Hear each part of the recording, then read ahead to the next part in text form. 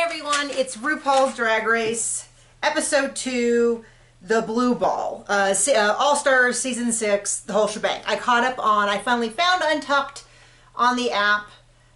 So frustrated with the app because I can't get it to work on my TV. I watch it through the Xbox, and the Xbox app wants you to go to a website to get it verified and logged in, and the website has an error. And I've tweeted them and I put in a customer service thing and they haven't fixed it. So I tried to do that last night. I'm watching on my tiny phone. I watched this morning and I'm going to catch up with this video, but I have no makeup on. I'm not done. I'm a total mess. And I had cake for breakfast because it was my husband's birthday yesterday. So anyway, I'm going to catch up first with the season 1 Untucked, the episode 1 Untucked, and then talk about episode 2 and then episode 2 Untucked. Okay. So for the Untucked episode, we have Eureka, Ikaria, Jiggly, Jan, Kylie, Scarlett, and Ginger in there. They're kind of guessing who they think is where. People don't really seem sure. Jiggly and Kylie discuss quite a bit about their transition, where it was in relation to Drag Race, how it affects their performance, things like that. And a lot of people talk about, in general, their first appearance coming into Drag Race, the first time, and how unprepared they were and how they thought they were doing one thing and now they're doing another. And I would just say that what we see, and I feel like we see it even more in this season than we do in other seasons. We always see it in every season, but I think it's a little concentrated, is this like frenetic energy to prove that they're not who they came across as, or that they've grown, or that they're making smarter decisions. And there's a lot of talking, and I get it, and that's not a criticism. It's not that I think they're wrong for doing that. It's just, that's a general vibe, is that there's a lot of this, that's not who I am sort of energy, or that wasn't the best side of me, or I regret.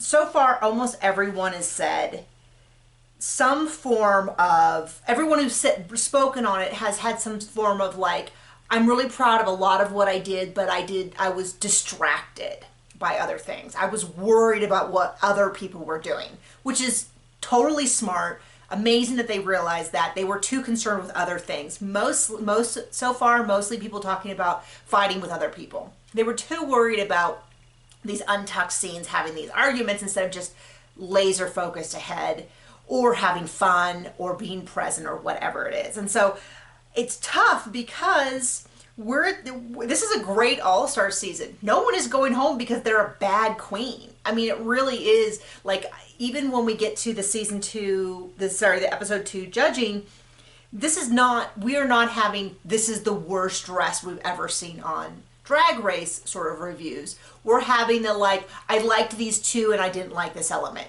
I liked the outfit, but it looked beautiful on you, except, that kind of feedback. Ginger talked really openly about receiving hate messages, which is something that the queens talk about a lot. And the discourse, especially on Twitter, I see it a lot on Twitter. I do see it a lot on Instagram, although normally it's shared from something else. You would see it in the YouTube videos, all that is the discussion around what is acceptable critique of the show. The show needs to have critique, and like the video I'm doing now, the comments that we see on Twitter, that's important to create this culture. But then it's like people take that too far. They're messaging queens hate messages. They're threatening them. They're using awful language, things like that. So they talk about the reality. I don't remember Ginger. Ginger talks about being the part of, I think she's at the Bitter Old Ladies Brigade. That's not my memory of her. Was she perfect? No. There's no one, even your favorites, my favorites, are perfect. They've overreacted to things. They've been snippy when they shouldn't have. They made some cutting remarks. Every single queen I can think of times when, I mean, like vividly, like if I think of Raven, I can think of her making fun of Tatiana. I can think of, stuff like that. So, and I'm sorry to pick on Raven. I'm just trying to go back, like that's how long back it goes. So the treating queens with respect is not that they have to be perfect. They've all done things that are wrong, but they don't deserve hate for it. Anyway, Jan has this she still has that same, her words, unhinged at 11, energy. I don't think it's a bad thing, but she talks about being a fan. So Jan's experience was, she did her season 12. by the time the season was airing, we were in a pandemic. So they were not going to the bars to do the viewing parties. They were not performing. And then by the time All Stars came around, she went right back in. So she has this like pent up energy. She hasn't traveled with any of these queens. She hasn't met them. She's still very much a fan, Jan. You know, and I think that's smart. I think if you're going to go on the show, you should be a fan of the show at least enough to know what the challenges are, which sometimes people show up and don't. But they're all talking about how much they miss, you know, they all came into All Stars after not performing for 6 months. And some of them were performing. Pandora talks about trying to do comedy on a Zoom. And I listened to a podcast by some stand-ups, and so I am well aware of them talking for a year about the problems with trying to get comedy to work on Zoom, whether that means that you have a few people that are laughing, if you have something, because it's so hard to tell what's landing to get the timing right. We find out that everyone but Yara voted for Serena. She voted for Trinity. And there's still this, and everybody gave Serena notes, and Serena really wanted to come back. Okay, so that's the Untucked. We go into the episode 2, the blue ball. What is that? Oh, she Yara refers to it as being a gamble, which I think means that she tried to get better. She voted for Trinity because she thought it was like, let's get rid of the strongest performers. I've said, spoiled on Twitter. Oh, I wanted to say I got this episode spoiled on Twitter for me. So the episode, I guess, dropped at like, I don't know what time it was, maybe 2 a.m. my time. I'm not going to get up at 2 a.m. and watch the show. And they dropped 2 episodes, so that's at least 3+ hours of content. The episode is an hour plus commercials, and the Untucked is 20 minutes plus commercials. Which makes me think, like, so would they have had 30 minutes of commercials if it aired on TV? Like, I don't know. Or whether they just decided, like, since we don't have it. Anyway, it doesn't matter. I'm getting off track. Anyway, I got up and there was a tweet on my timeline that talked about who went home second. And I was like, give me time to watch. Like, give it 24 hours before you start tweeting out your stuff. This is a video. You're not going to accidentally see it, and there's nothing in the description that tells you. But, like, if you're going to be doing a Twitter with a picture of who goes home, don't do that. Anyway, sorry. So I think Yara wanted to get rid of a competitor. Let's see. So they defined trade, which was actually helpful to me because I never quite understood the term. I knew that it was like someone they wanted to have relations with. I didn't know it was a masculine man. Now it makes more sense in retrospect. Anyway, they talk about basically they have to trade to the season. They have, so the ball boat is blue collar, meaning working class. Dumb me, I thought that meant it should be blue. Denim, and then blue Bonnie-eyed. Anyway, a high fashion blue look from unconventional materials.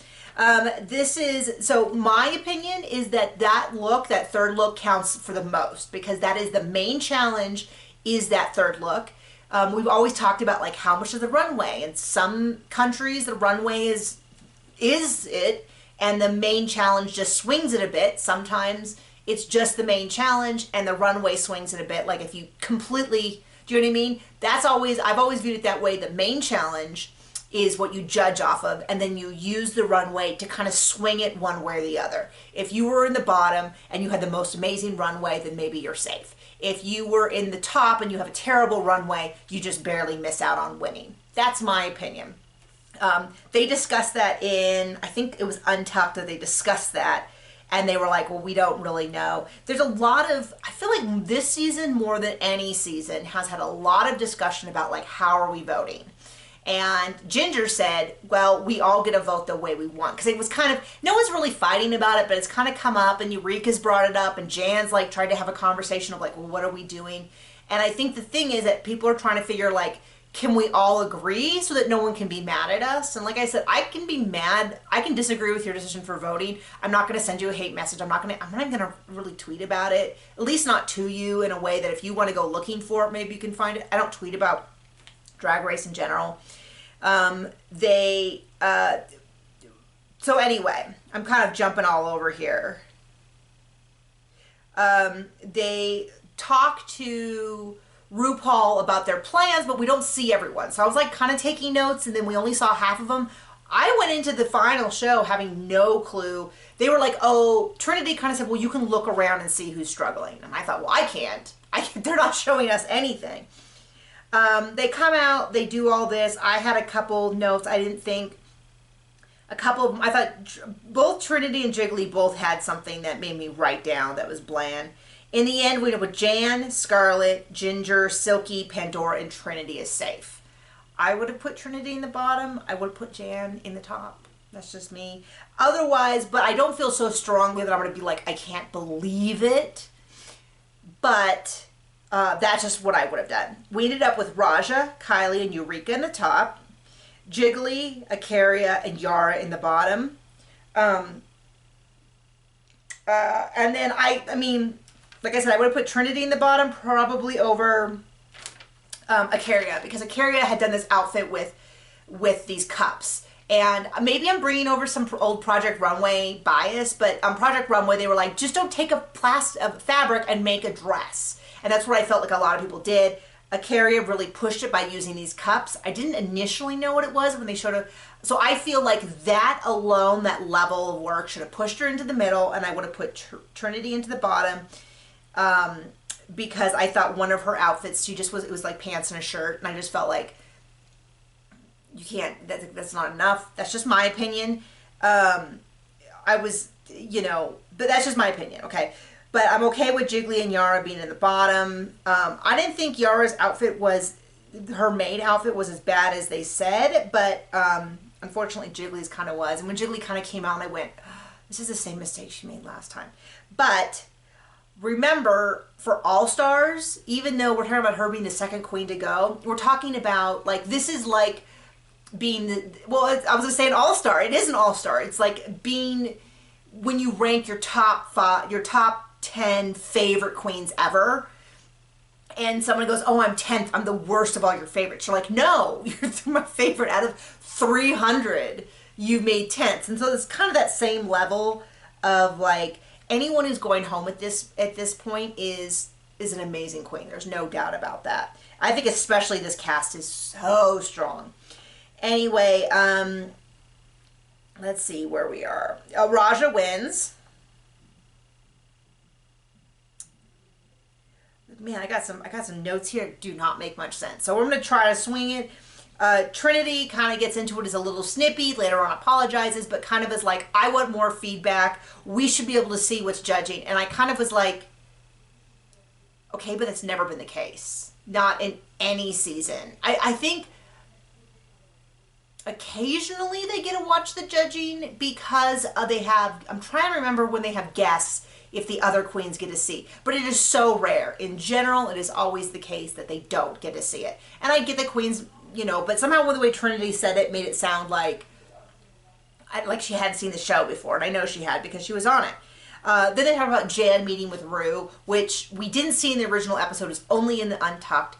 Was Jan's super supportive grandfather died of COVID. And I felt like we could have seen that whole visit, but I guess Ru kind of is encouraging her to enjoy her time there. It does feel like with All Stars, the pressure is so high that it's just like watching people, you're just waiting for them to crack. They don't seem like they're having as much fun. I don't blame them. I mean, this is, put them in a pressure cooker and then be like, why aren't you having fun? But it's kind of that level.